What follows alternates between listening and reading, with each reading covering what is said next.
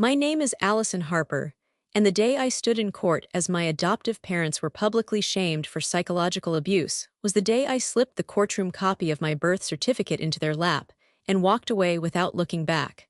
"Read the name," I whispered. "It was never yours to call. Where are you watching from? Let me know in the comments. And if you've ever felt like an outsider in your own family, this story might speak to something deep inside you." Now let me take you back to where this all began. The kitchen was already too hot from the oven, but it was the sharp laughter from behind me that made the air unbearable. I stood frozen, wooden spoon in hand, staring down at the lumpy disaster of mashed potatoes I had somehow overboiled and underwhipped. "Well, I guess we can always feed this to the dog," my adoptive mother, Teresa, chuckled as she wiped her hands on her apron, clearly amused. From the dining room, my father's voice came flat and dismissive. "Why did we even keep you if you can't follow basic directions?" The spoon dropped from my hand with a wet clatter. My chest burned with a familiar mix of shame and fury. I turned around slowly, meeting my mother's narrowed gaze. "You told me to do them the way you like them. I followed your recipe." She rolled her eyes. "Clearly not well enough." I opened my mouth, then closed it again, my throat tight. It wasn't the potatoes. It never was. From the corner of the room, Emma, my adoptive little sister, just 8 years old, sat on a stool, clutching a handmade birthday card in her lap. She looked up at me with eyes too wide for her tiny face, already brimming with tears. "Allie, don't be mad," my hands shook. "I'm not mad at you, Em." But I was breaking. My father stood in the doorway now, towering and unimpressed, sipping from his beer bottle like this was some sitcom he'd grown tired of watching. "You should be grateful we kept you. You were 4.5 wild when we got you." That line, again, the heat in the kitchen turned molten. I could barely hear Emma's quiet sob over the roaring in my ears.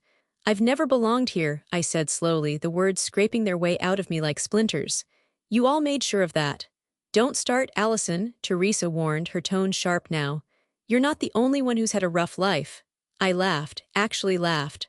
"Rough? You mean being raised by people who remind me every single day that I'm nothing more than a charity case?" "Yeah, real warm and fuzzy." Emma burst into tears. "Please don't fight, please." I bent down, my voice softer now as I touched her little arm. "This isn't your fault, sweet girl. Never was."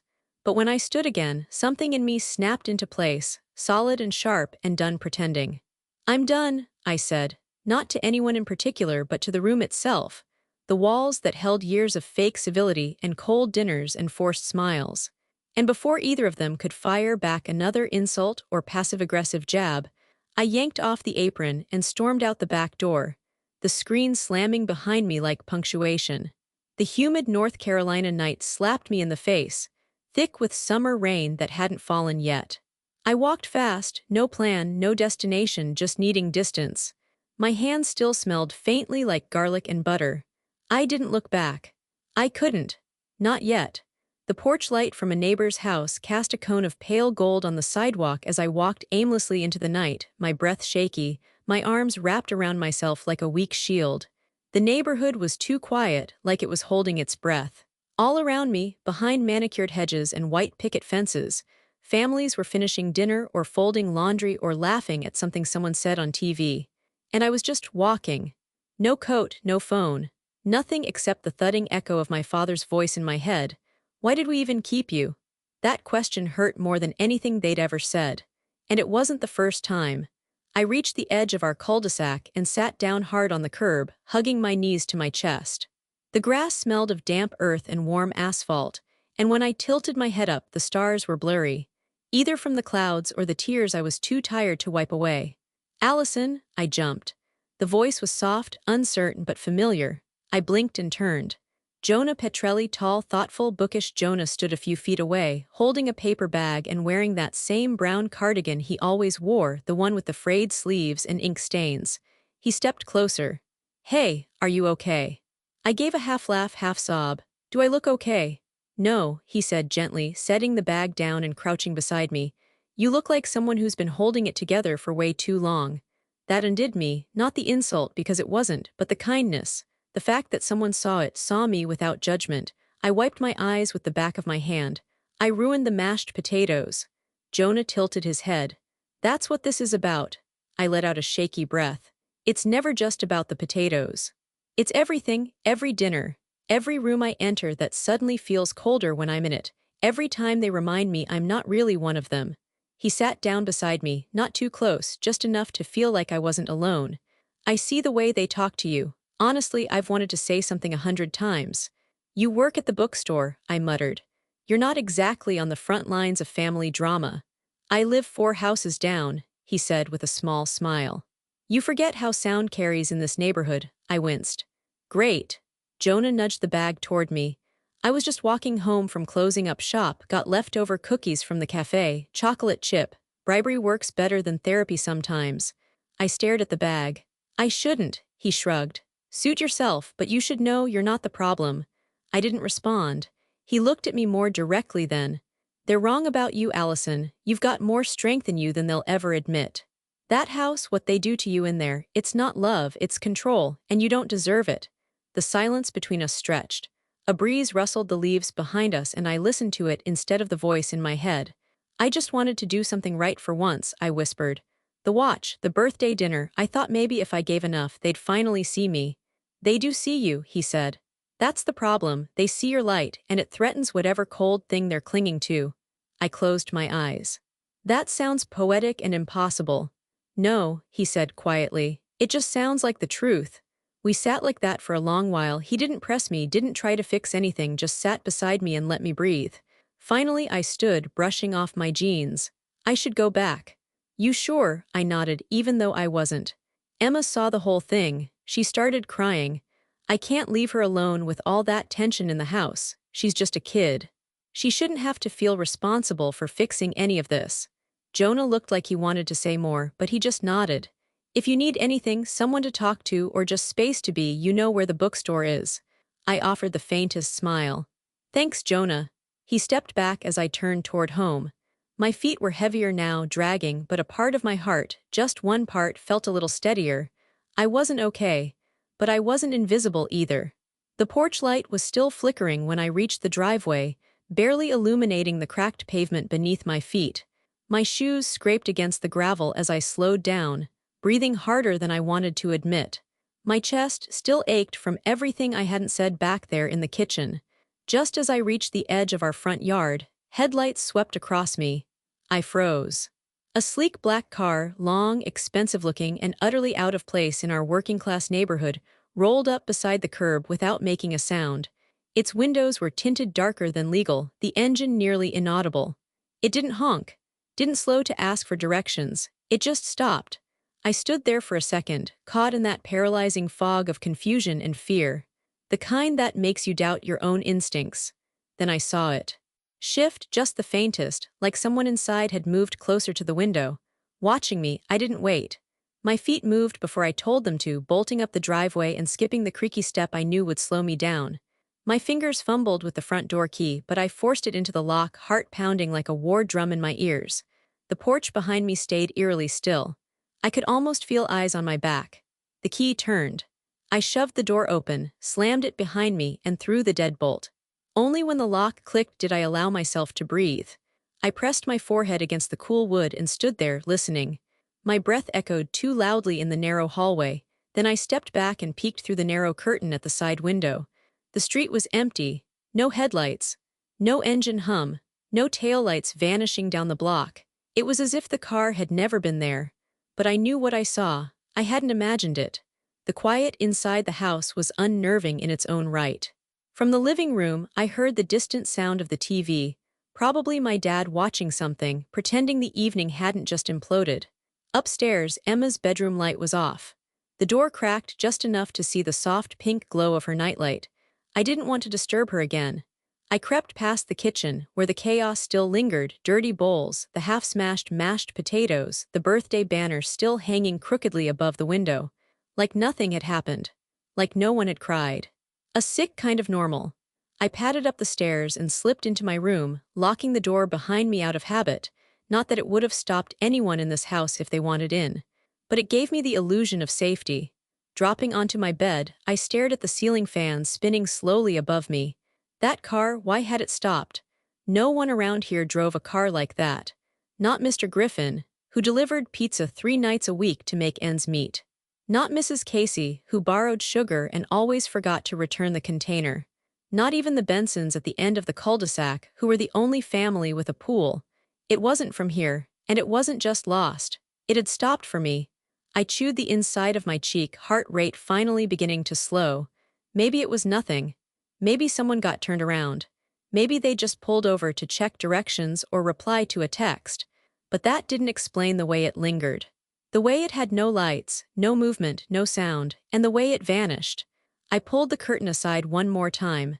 The street looked the same as always, quiet, washed in streetlight, entirely ordinary. But I wasn't fooled. The silence tonight didn't feel like peace. It felt like a question waiting for an answer. Still wearing the same jeans and t-shirt from earlier, I curled up beneath the blanket and let the darkness pull around me. Just before my eyes closed, I whispered to the room, "If you came for me, I hope you know I'm not the same girl I was this morning." I didn't know why I said it. Maybe because it was the first time I truly meant it. The house had gone completely still by the time midnight crept across my clock, the red numbers blinking 12:07 like a quiet dare. In my bedroom, the only light came from the small lamp on my desk, the one I'd bought at a thrift store and fixed myself with a new cord. It cast a warm amber glow across the walls, softening the edges of everything that had felt so sharp earlier. I sat on the edge of my bed for a long time before reaching for the bottom drawer of my dresser. It stuck halfway, like it always did. I had to tug twice. Inside, wrapped carefully in tissue paper beneath old notebooks and a scarf I hadn't worn in years, was the velvet box. My hands hovered over it for a second. I'd been saving for months. Extra shifts at the grocery store. Babysitting Mrs. Henson's twins on weekends. Selling handmade bracelets online. Every crumpled bill had gone into a mason jar hidden behind my books. All for this. I lifted the box and opened it slowly. The watch gleamed even in the dim light. Sleek silver, minimal face, the kind of understated expensive that didn't scream for attention but quietly demanded respect. I swallowed. Maybe this will finally be enough, I whispered to no one. Enough to erase years of side comments. Enough to silence the "we did you a favor" speeches. Enough to make him look at me, really look at me, and see something worth keeping. I ran my thumb gently across the smooth metal band. I remembered standing in the jewelry store in Charlotte, my palms sweating as I handed over my savings. The salesman, a middle-aged man with kind eyes, had smiled at me. "Anniversary?" he'd asked. "Birthday," I'd said. "For your boyfriend? For my dad?" He'd raised his eyebrows slightly, impressed. He must be special. I hadn't answered. Now, sitting in my bedroom that had never quite felt like mine, I closed the lid softly and placed the box into a navy blue gift bag I'd bought earlier that week. I'd even chosen tissue paper in his favorite color, deep forest green. The thought made my chest ache. Why did I still try? Why, after everything tonight, did I still believe there was a version of tomorrow where he'd open this and something in his face would soften? Because hope is stubborn. That's why. It knock startled me. "Allie," Emma's small voice came through the door. I stood quickly and unlocked it. She stood there in her pink pajamas, hair messy, clutching her stuffed rabbit. "Did I wake you?" I asked softly. She shook her head. "I heard you moving." I stepped aside so she could come in. She climbed onto my bed without invitation like she used to when thunderstorms scared her. "Are you leaving?" she asked suddenly. The question hit me like a stone. "No," I said gently. "Why would you think that?" She twisted the rabbit's ear between her fingers. "Mom said sometimes people who don't fit go somewhere else." My jaw tightened. "And do you think I don't fit?" Emma looked up at me with fierce little eyes. "You're the only one who does." That nearly broke me. I pulled her into my arms and held her tight. "I'm not going anywhere, Em, not tonight." She nodded against my shoulder. "Dad gets mean when he's disappointed." I let out a shaky breath. "I know." After a few minutes, I walked her back to her room and tucked her in. "Tomorrow will be better," she said sleepily. I wished I had her certainty. Back in my room, I placed the gift bag carefully on my desk where it wouldn't get crushed. I stared at it like it was a fragile promise. Outside, a car passed somewhere far down the road, and for a split second my body tensed, remembering the black car from earlier. But I didn't look out the window this time.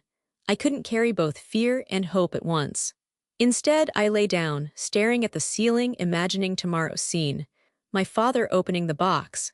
His silence. Maybe, just maybe, a nod of approval. I didn't need an apology. I just wanted acknowledgement. As sleep finally pulled at me, I whispered into the quiet room, "Please let this be the turning point." And for the first time in a long time, I allowed myself to believe it might be. The next afternoon, our backyard in Raleigh looked like something out of a lifestyle magazine: white folding chairs, blue and gold balloons tied to the fence, and a long plastic table covered in dishes my mother had spent the morning criticizing me for not helping with properly. Relatives filled the space with laughter that felt too loud, too sharp. Paper plates scraped. Ice clinked in plastic cups. My father stood near the grill, playing the role of gracious host like he'd rehearsed it. I stood near the sliding door, clutching the navy gift bag so tightly the tissue paper crinkled under my fingers. "You going to give it to him or frame it?" my cousin Derek muttered as he passed by with a burger. I forced a smile. "I'm waiting for the right moment." He shrugged and walked off. Emma slipped her small hand into mine. "You look nervous," she whispered. "I'm not," I lied softly. "Just excited," she grinned. "He's going to love it." I wanted to borrow her certainty. My mother suddenly clapped her hands. "Okay, everyone, cake time." Conversations quieted. Phones came out. My father stepped forward, mock bowing to applause. I felt my pulse in my throat. After the singing and the candle blowing and the exaggerated "I'm still 39" joke he made every year, my mother gestured toward the small pile of gifts on the patio table. "Open a few," she urged brightly. My heart pounded harder. "Now." I stepped forward, heels sinking slightly into the grass. "Dad," I said, my voice steadier than I felt. "This one's from me." He glanced at the bag in my hands and then at the small crowd gathering closer. "Well, let's see what our little chef got me," he said with a thin smile that made a few relatives chuckle. I handed him the bag carefully. He pulled out the velvet box and raised an eyebrow. "Oh, fancy." I held my breath. He opened it. The silver watch caught the sunlight, gleaming beautifully. For a fraction of a second, just one, I saw something flicker across his face. Surprise, then calculation, then something colder. His smile faltered. He lifted the watch, turning it over like he was inspecting a cheap knockoff. "What is this?" he asked loudly. "A watch," I said quietly. "You said yours was broken." A few people leaned in. He let out a short, humorless laugh. "You think I wear this kind of thing?" My stomach dropped. It's high quality." I saved. Before I could finish, he snapped the box shut and hurled it across the lawn. It landed near the fence with a dull thud, the lid popping open as it hit the ground. Gasps rippled through the yard. "What kind of worthless junk did you give me?" he barked. The world slowed. I couldn't move, couldn't breathe. My hands were suddenly empty, fingers still curled like they were holding something that wasn't there anymore. "Daddy?" Emma's voice trembled somewhere behind me. My mother gave an awkward laugh. "Richard, don't be dramatic." "I'm not being dramatic," he snapped. "She thinks I want some bargain bin bracelet." "It's not bargain," my voice came out thin. He stepped closer, lowering his tone just enough to sound controlled but not enough to hide the venom. "If you're going to try to impress me, at least know my standards." My face burned. I could feel every pair of eyes on me. Aunt Carol cleared her throat. "Allison, I thought it was thoughtful." "No one asked you," my father cut in sharply. The silence that followed was suffocating. Emma broke it first. She ran past me, small sandals slapping against the grass, and picked up the watch from where it had fallen. She brushed it off with the edge of her dress and brought it back, holding it out like something sacred. "It's pretty," she said stubbornly. My father looked away. I knelt down to Emma's level, my hands shaking as I took the watch from her. "It's okay," I whispered, though I wasn't sure who I was trying to comfort. I stood slowly, clutching the box to my chest. "Thank you for the lesson," I said quietly. My father frowned. "What lesson?" "That nothing I give will ever be enough." A few relatives shifted uncomfortably. My mother hissed under her breath, "Don't start a scene." I looked around at the manicured yard, the forced smiles, the carefully curated celebration. The humiliation sat heavy in my chest, but beneath it something else was forming. Not sadness, not even anger, clarity. I slipped the watch back into its box and turned toward the house. Behind me, the party slowly resumed, laughter returning in awkward bursts, but something fundamental had shifted. I wasn't embarrassed anymore, I was awake. And this time I didn't cry. By the time the last guest left and the backyard lights flicked off one by one, the house felt hollow. No one mentioned the watch. No one apologized. My father sat in his recliner watching sports highlights like he hadn't publicly humiliated his daughter an hour earlier. My mother moved around the kitchen with sharp, efficient motions, banging cabinets louder than necessary. I stood in my room staring at the velvet box in my hands. The watch hadn't broken. Of course it hadn't. It was built to last. Funny how objects could survive impact better than people. I slipped it into my jacket pocket and quietly opened my bedroom door. The hallway was dark except for the faint glow from the downstairs TV. Emma's door was cracked open. I stepped inside. She was awake, sitting cross-legged on her bed. "Are you leaving again?" she asked softly. "Just for a walk," I said. She studied my face. "He shouldn't have done that." "I know," she hesitated. "When I grow up, I'm not going to let anyone throw things at me." A sad smile tugged at my lips. "Good, don't." I kissed her forehead and left before my voice betrayed me. Outside, the night air felt heavier than it had the day before. The humidity clung to my skin as I walked down the driveway and onto the quiet road. Streetlights buzzed faintly overhead. Somewhere in the distance, a dog barked once and then went silent. I didn't have a destination. I just needed space from the echoes of laughter, from the sting of his words replaying in my mind. Worthless junk. I walked past the mailbox, past Mrs. Casey's trimmed hedges, past the cul-de-sac where kids rode bikes in the afternoon. And then headlights. My stomach dropped. The same black car. It rolled toward me slowly, too slowly. The windows were still tinted, hiding whoever sat inside. My steps faltered. Not again. The car matched my pace. I stopped walking. It stopped too. My pulse roared in my ears. "Okay," I muttered under my breath. "Not this time." I turned sharply toward home. The passenger door opened before I made it 3 steps. 2 men stepped out, dark suits, crisp, silent. "Miss Harper," one of them called. I didn't answer. I ran. My shoes slapped against the pavement, breath tearing out of my chest in ragged gasps. The humid air felt like it was choking me. Footsteps thundered behind me. A hand grabbed my arm. I screamed. Let me go, Miss Harper, please." I said let me go. I kicked, twisted, clawed at the hand gripping me. The second man caught up, blocking my path. "We're not going to hurt you," he said firmly. "That's what everyone says," I shouted. The first man tightened his hold, not painfully but strong enough that I couldn't break free. "Your father sent us," he said. "My father," my voice cracked. "Your biological father." The words didn't register. I stared at him like he'd just spoken another language. "You're mistaken," I said, shaking my head violently. "I don't have—" The rear car door swung open behind me. "Please," the second man said, lowering his voice. "We need you to come with us." "I'm not getting in that car." The first man's expression hardened slightly. "We were instructed to bring you safely, preferably without a scene." A scene? My scream ripped through the quiet street anyway. No lights turned on in the surrounding houses. No doors opened. No one came.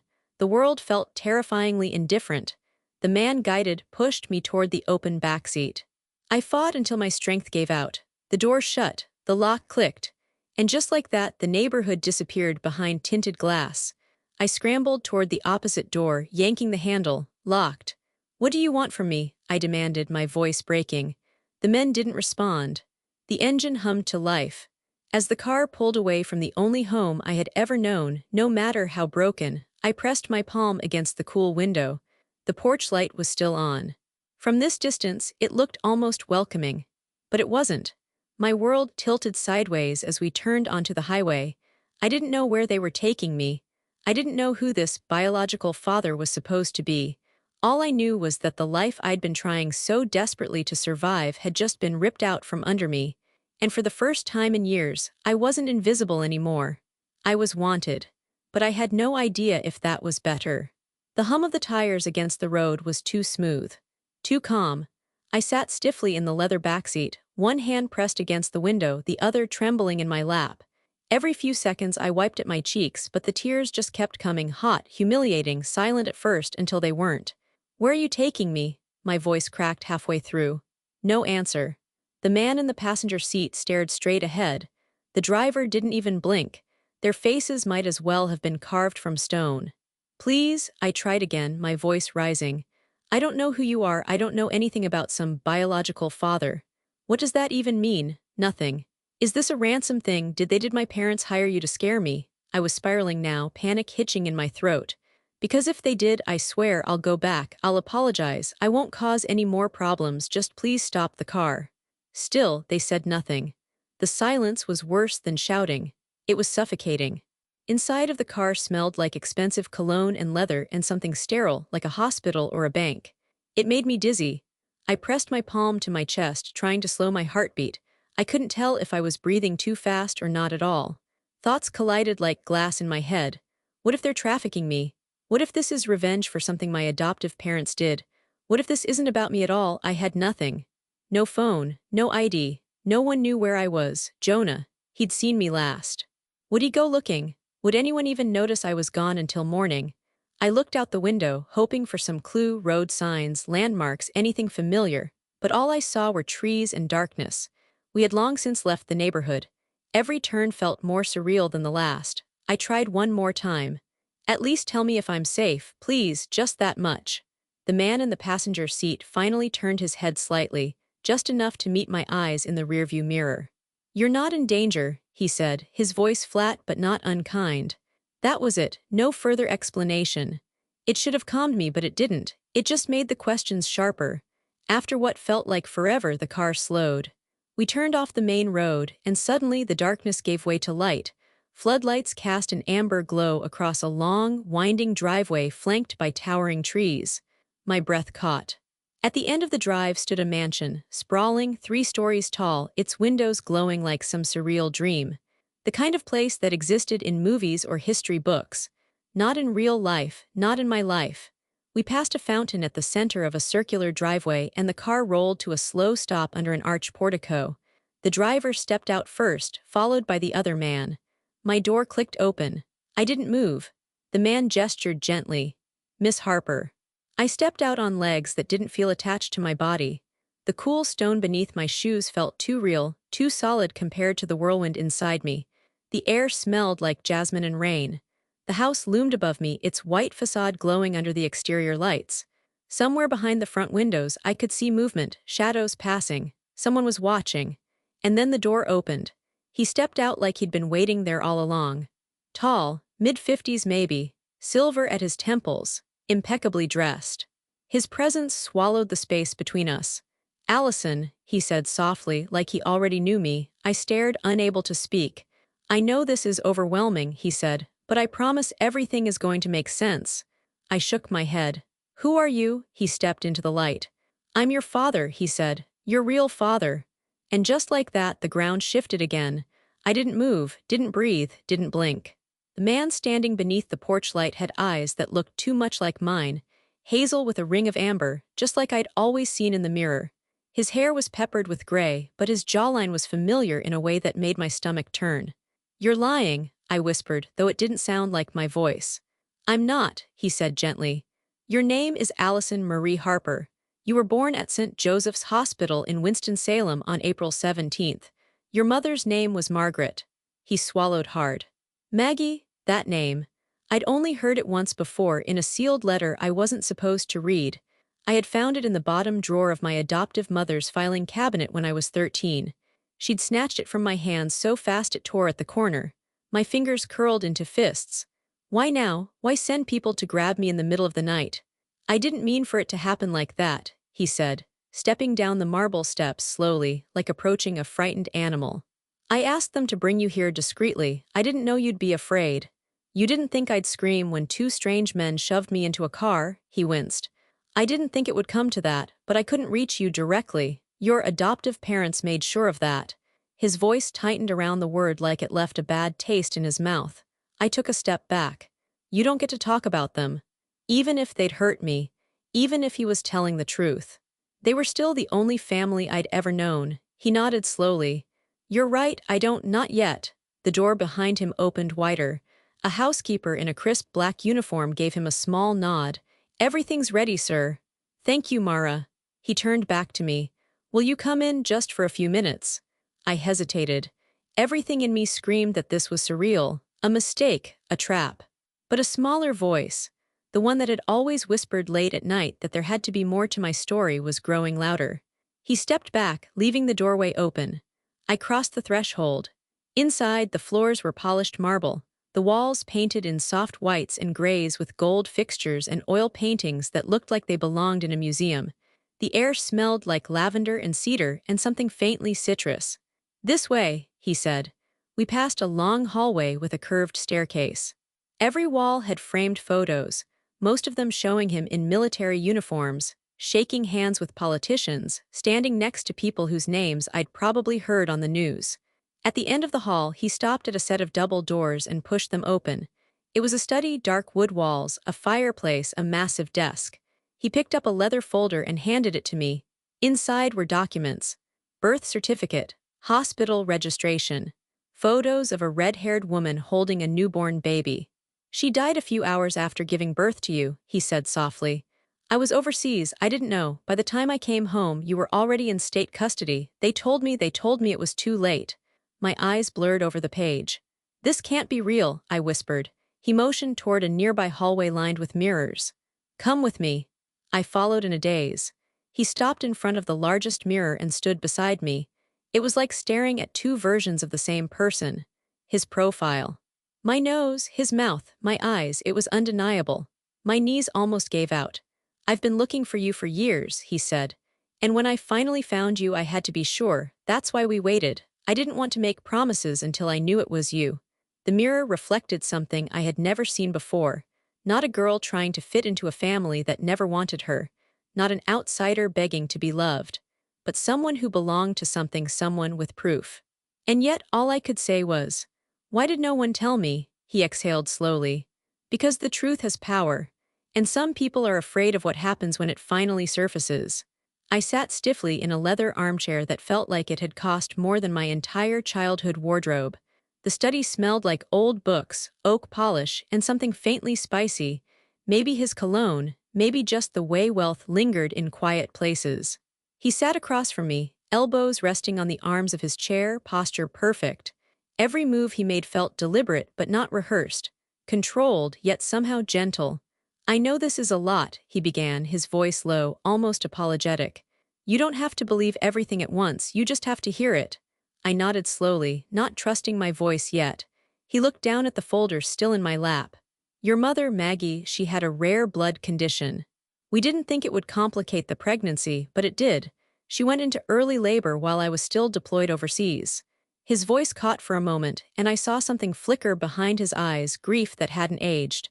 I got the call too late. By the time I returned, she was gone, and you, he paused. You had already been placed into emergency care. I clenched the folder tighter. And you didn't fight for me. I did, he said quietly. I fought harder than I've ever fought for anything in my life. He leaned forward, resting his hands together. But I had nothing left. The military discharged me on a technicality. Our assets were frozen due to some legal dispute Maggie's family had with her trust. Everything collapsed at once, emotionally, financially, legally. And I wasn't exactly a model case in court. A grieving, unstable, newly jobless widower trying to reclaim custody of an infant. They saw a liability, not a father. I looked at him, searching for cracks in the story, but what I found was something worse: sincerity.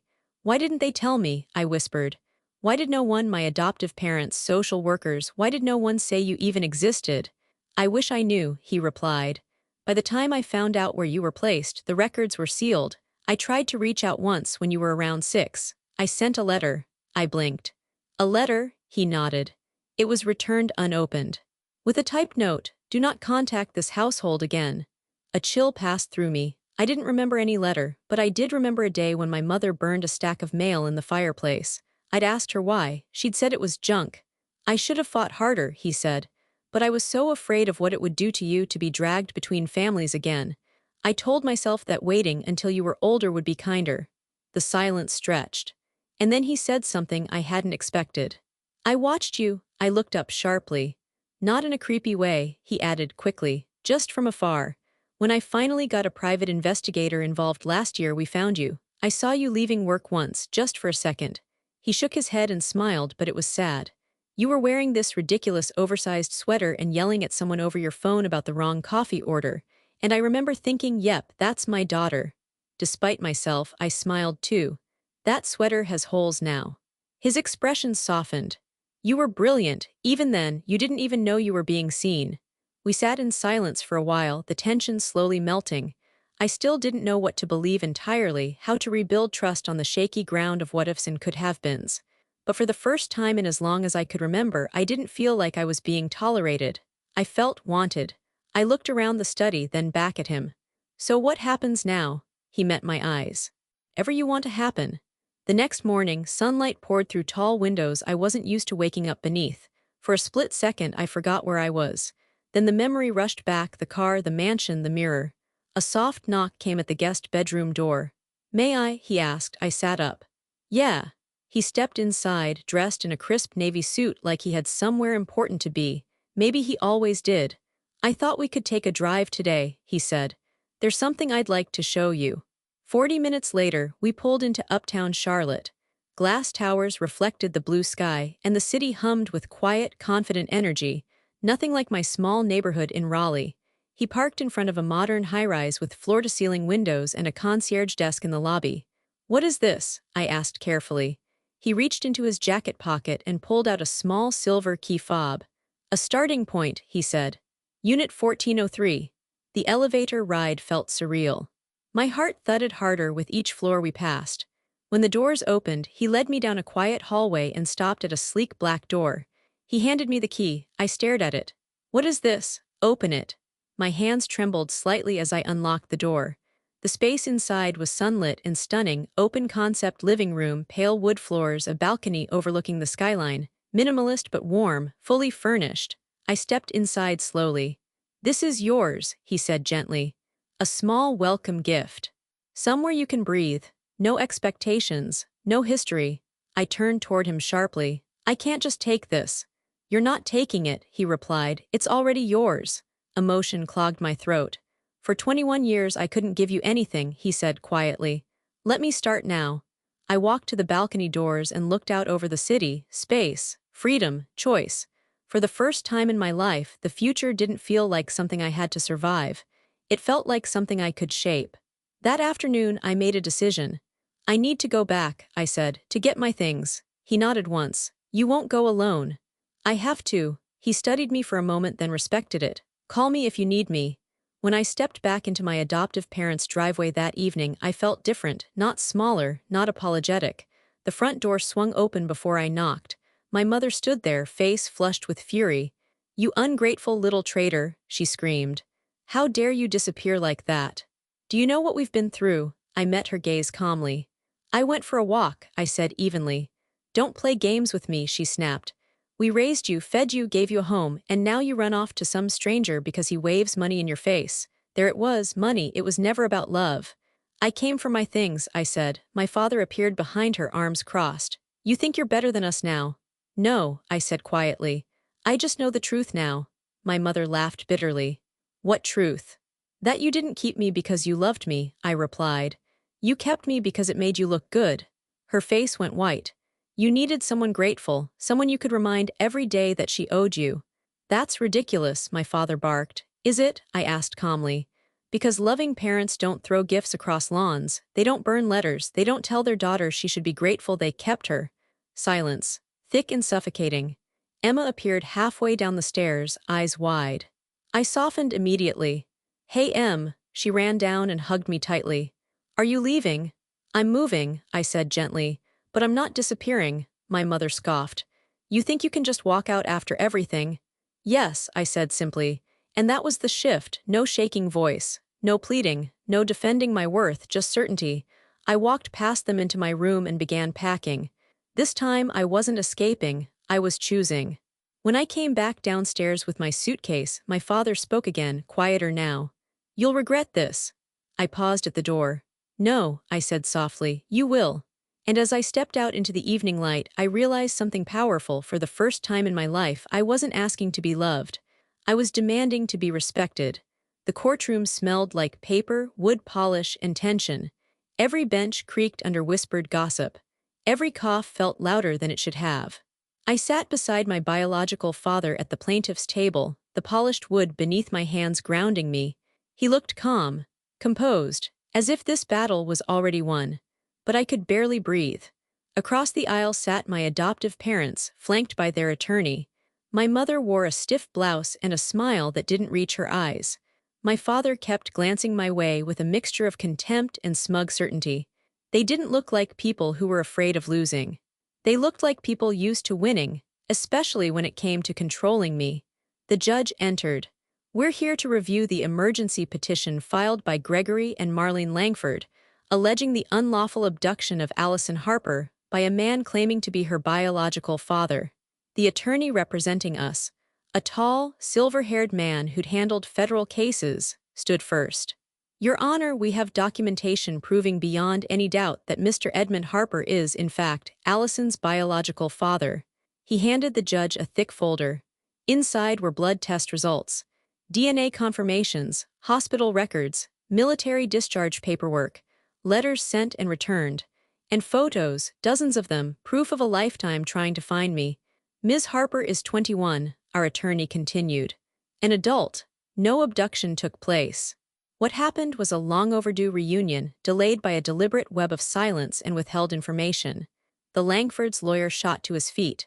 Your Honor, the Langfords raised her. She lived under their roof for nearly 2 decades. They fed her, clothed her, and manipulated her, our attorney interrupted, into believing she was unwanted by her birth family, into thinking she was a burden. She wasn't adopted out of love. She was absorbed into control. The judge held up a hand. Enough. I've seen all the evidence, and frankly, it's troubling. My mother's face twitched. The judge looked directly at them. You lied to this young woman about her origins. You intercepted communication. You undermined any possibility of a healthy identity formation. That isn't parenting, that's psychological sabotage. A hush fell over the room. Case dismissed, the judge said. Mr. Harper, all claims against you are rejected. Ms. Harper, you are free to reside wherever and with whomever you choose. I let out a breath I hadn't realized I'd been holding for years. As we exited the courthouse, flashes erupted, paparazzi, journalists, local news vans all lined up outside. Ms. Harper, is it true you were hidden from your father for over 20 years? Do you plan to sue your adoptive parents? Do you have a message for them? I didn't answer. Instead, I took my father's hand. And together we walked down the steps, each one lighter than the last. Not as someone who had escaped the past, but as someone who had conquered it. The condo was quiet when I unlocked the door that evening, the soft click of the lock echoing into the stillness. It was mine now, every wall, every drawer, every beam of light that filtered through the windows. Mine not because someone gave it to me out of guilt, but because I had earned this peace. And yet, it still felt incomplete, until the knock came. I opened the door to find Emma standing on the threshold, her backpack slung over one shoulder, her stuffed rabbit poking out of the zipper. Her eyes were red, like she'd been crying for hours, but her lips wobbled into a smile when she saw me. Hey, she whispered. I pulled her into my arms. She held on tighter than I expected for a 10-year-old, like she was afraid I'd vanish if she let go. I didn't even say goodbye, she said, voice muffled against my shoulder. You don't have to, I replied. This is your goodbye, walking away from what hurt you. She looked up at me. Is it okay if I stay for a while? I cupped her cheek gently. You can stay as long as you want. Her eyes filled again. I told Mom I was coming. She screamed, said you'd poison me against them. My jaw tensed. You're old enough to know the truth without anyone's version shoved into your ear. She nodded slowly. I just want to feel safe. You will. That night, we built our own little world. Emma picked the playlist, some mix of old Taylor Swift and video game soundtracks, and I pulled paint samples from the bag I'd picked up earlier in the week. I like this one, she said, pointing to a color called Misty Lilac. It feels soft. Like a new start, I said. We painted until the walls glowed in calming hues. We ate pizza on the floor and didn't bother with plates. She giggled when I got paint on my nose, and I laughed when she dropped a slice upside down. It wasn't fancy. It wasn't a mansion, but it felt real. At one point, she sat cross-legged by the window, staring out at the skyline with her chin resting on her knees. You know what's weird, she said. What? I don't miss them. I didn't answer right away. You don't have to, I said eventually. Missing someone isn't a requirement, not when they taught you pain before love. She didn't look at me, but she reached for my hand. And I knew in that moment this was the real healing. Not revenge, not even justice. But choosing love on our own terms. Later, as she curled up on the couch beneath a new blanket I'd bought just for her, I sat nearby, sipping tea and watching her eyelids droop. She looked peaceful, light again, and I couldn't remember the last time I'd seen her that way. Maybe never. Tomorrow we'd hang pictures, pick out rugs, maybe even adopt a cat. But tonight we rested in this quiet truth: we were free. And for once, we weren't surviving. We were beginning. 1 year later, I stood on a stage under soft lights, facing rows of young women who reminded me of who I used to be, uncertain, unseen, waiting for permission to take up space. I didn't need notes. I had lived this. My name is Allison Harper, I began, voice steady, hands open. And for most of my life, I let other people define me. I believed I was a mistake someone tolerated, a burden someone accepted for show. I stayed silent to keep the peace, even when that silence cost me my voice. The room was still. Some girls nodded. Others leaned forward, listening like the truth might catch them if they got close enough. But the truth, I continued, it's not something other people hand you. It's something you claim, even if it shakes the foundation you've been standing on your whole life. In the front row, Emma sat tall in her chair, wearing one of my old blazers and smiling like her heart couldn't hold it all in. Next to her, my father looked at me like I was the proudest thing he'd ever witnessed. I met their eyes and I felt it. Everything I had fought for was right here. I ended simply. You are not what others decide you are. You are what you choose to become. Start choosing. The crowd rose in a quiet, powerful wave of applause, and for the first time I didn't feel like someone who had overcome something. I felt like someone who had become someone, not because I'd been rescued, but because I'd reclaimed what was mine all along. That was the end of my story. I still think about the moment Emma left our childhood home and chose to stay with me instead. She was just 10, but somehow braver than most adults I know. Did she do the right thing by walking away from the only family she'd ever known to stand by me? Tell me in the comments. And if this story moved you even a little, don't forget to like and subscribe. Your support means more than you know.